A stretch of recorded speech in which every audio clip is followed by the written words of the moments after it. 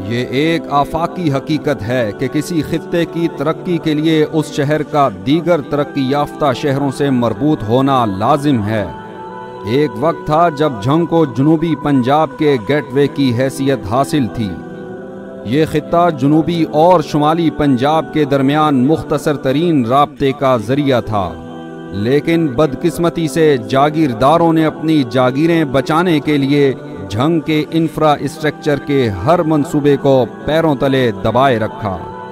اس شہر کے سرمایہ داروں نے محض اپنی ٹرانسپورٹ کی اجارہ دری کے لیے شہر کو موٹر وے جیسی اہم ضرورت سے محروم کیے رکھا، لیکن پھر ہواؤں نے رخ بدلا اور سن 2018 میں اعظم طارق کے لخت جگر نے اپنے پیارے شہر جھنگ کے تمام فاصلے مٹانے کا پختہ عزم کر لیا۔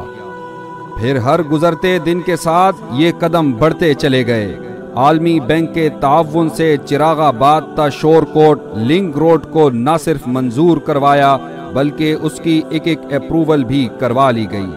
دوسری طرف سرگودا کوٹ مومن اور سلاں والی موٹر وے کو ملتان موٹر وے سے ملانے کا ماسٹر پلان بھی معاویہ اعظم کی دور اندیشی کا منہ بولتا ثبوت ہے، جبکہ ان پروجیکٹس کی فیزیبلٹی اسٹڈی کے ٹینڈر تک پبلش کیے جا چکے ہیں، اور انشاءاللہ العزیز جھنگ کے غیور عوام بہت جلد معاویہ اعظم کی کاوشوں سے اپنے شہر کو دو اہم ترین انٹرچینجز سے مربوط ہوتا دیکھیں گے۔ 2018 سے قبل جھنگ کی اندرونی سڑکیں خستہ حالی کا شکار تھیں۔ جھنگ میں داخل ہونے والوں کا سامنا ناہموار رستوں سے ہوا کرتا تھا، لیکن جھنگ کے حقیقی ترجمان مولانا معاویہ اعظم کی انتھک محنت نے جھنگ کے تمام داخلی اور خارجی راستوں کو آمد و رفت کے لیے سازگار بنا دیا ہے۔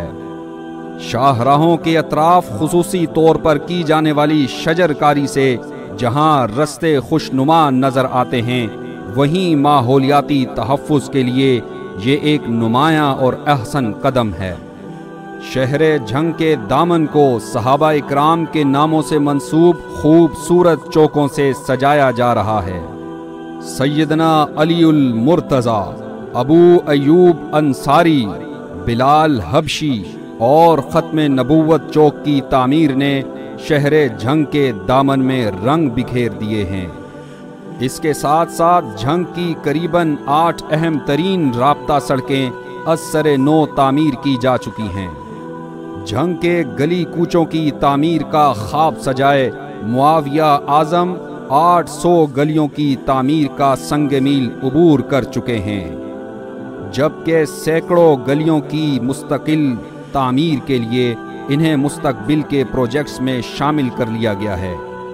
جس شہر کے میدان آباد ہوں اس شہر کے ہاسپٹل ویران ہوا کرتے ہیں۔